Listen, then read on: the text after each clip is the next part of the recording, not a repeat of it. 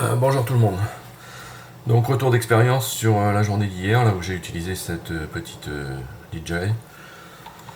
Donc première chose, pour les plongeurs, et ça ils vont apprécier, si vous avez programmé correctement la caméra, ce qui n'est pas bien compliqué, il suffit de faire action sur un seul bouton, celui-là, et la caméra s'allume et se met à filmer automatiquement.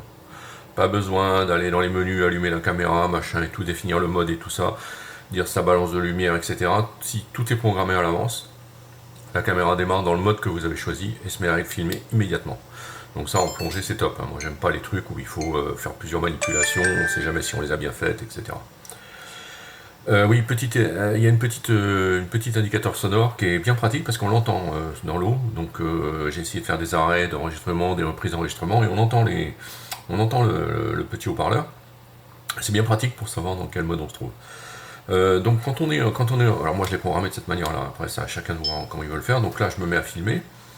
Au bout de quelques instants, l'écran va s'éteindre. Je crois que c'est une trentaine de secondes, je crois, avoir programmé de mémoire.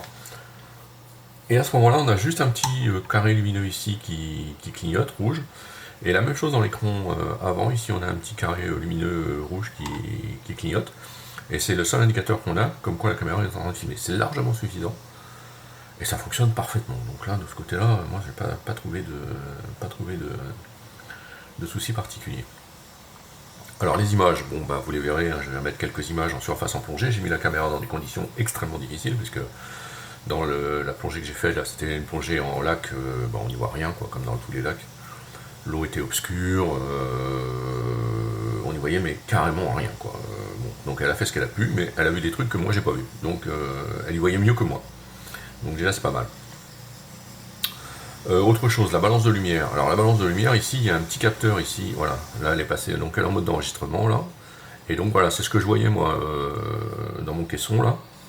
Je voyais donc un carré rouge qui clignote. C'est tout ce que j'ai comme indication que la caméra fonctionne. C'est suffisant, c'est parfait. Il n'y a pas besoin de plus. Oui, donc pour revenir à ce que je disais, ici, il y a un petit, dans le haut là, de l'action 5, là, il y a un petit capteur de lumière. Et ça fait une balance de blanc automatique.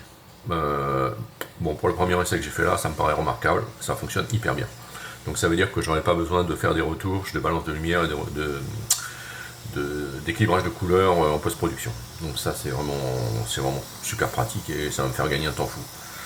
Parce que ça c'est vraiment, faire l'étalonnage de couleurs, c'est vraiment un truc, moi je sais pas bien le faire en plus, parce que c'est vraiment un travail de professionnel, et moi je fais pas ça bien, mais bon je fais ce que je peux, voilà. Mais ça demande un temps absolument infini. Voilà, même pour faire des petites vidéos de 5-10 minutes, quand on a des plans, les lumières sont jamais les mêmes, etc., les couleurs sont jamais les mêmes, donc c'est vraiment compliqué. Alors normalement avec ce petit capteur là, je devrais avoir moins de soucis. Ça l'avenir nous le dira, mais a priori ça a l'air pas mal du tout, hein. Pas mal du tout. Parce que j'ai fait des différences entre les images en surface et les images en plongée, et la balance des couleurs s'est refait automatiquement, et a priori d'après ce que j'ai vu sur les premières images que j'ai faites, ça a l'air de vraiment fonctionner du feu de Dieu. Donc ça c'est vraiment top. L'autre chose surtout qui m'a bluffé, c'est l'horizon artificiel. Enfin l'horizon artificiel, du moins le maintien de l'horizon.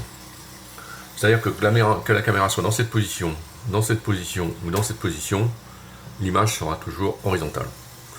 Alors ça, c'est vraiment terrible parce que il n'y a pas besoin en post-prod, parce que j'explique.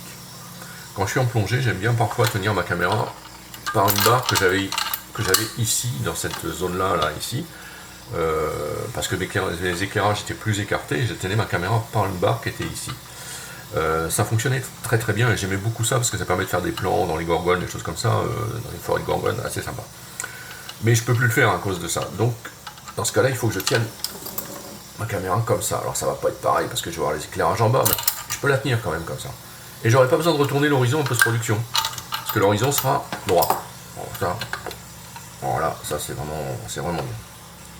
Donc on verra à l'usage, mais pour le moment, je crois que ça va être top. Là on va l'arrêter, hop, clic, voilà, elle s'arrête, voilà, elle filme plus, elle s'arrête. Un seul bouton, terminé. Elle est éteinte. Voilà, donc ça c'est parfait. Alors pour la rallumer, pour changer de mode, il faut faire action sur le bouton d'allumage. Ici, à ce moment-là, la caméra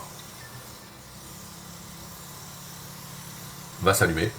Et là, à ce moment-là, elle ne se met pas à filmer automatiquement. On peut changer de mode, passer, voilà. Ça, c'est elle est passée sur le mode vidéo 1 à l'allumage. C'est le mode vidéo que j'ai programmé. Donc là je peux passer en photo. Vidéo. Et elle me parle en plus. Voilà, donc bon, pour le moment ça va être top. Et putain, voilà, toc. Voilà, deuxième chose, c'est la, enfin, très dernière chose, c'est la longe.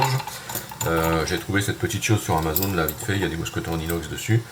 Je l'avais trouvée un peu courte, parce que j'avais l'habitude d'avoir une plus longue, donc j'ai trouvé un peu courte. Et puis en fait, non, c'est la bonne longueur. Donc j'ai trouvé ça sur Amazon, ça va très très bien, ça coûte 3 francs 6 sous. Il y a 2 manilles qui sont livrées avec, moi j'en ai mis qu'une, puisque l'autre j'utilise pour accrocher sur mon gilet. Et c'est vraiment top.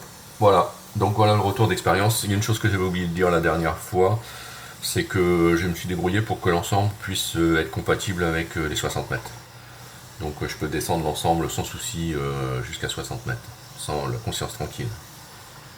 Voilà, donc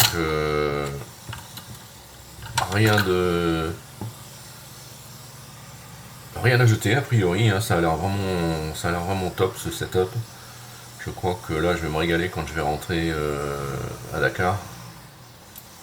Et je vais faire des images terribles. Voilà. Voilà, bon bah c'est tout, portez-vous bien, faites attention à vous, bonne plongée, et puis et ben à bientôt pour une nouvelle vidéo, mais cette fois-ci ça sera dans des eaux un peu plus claires.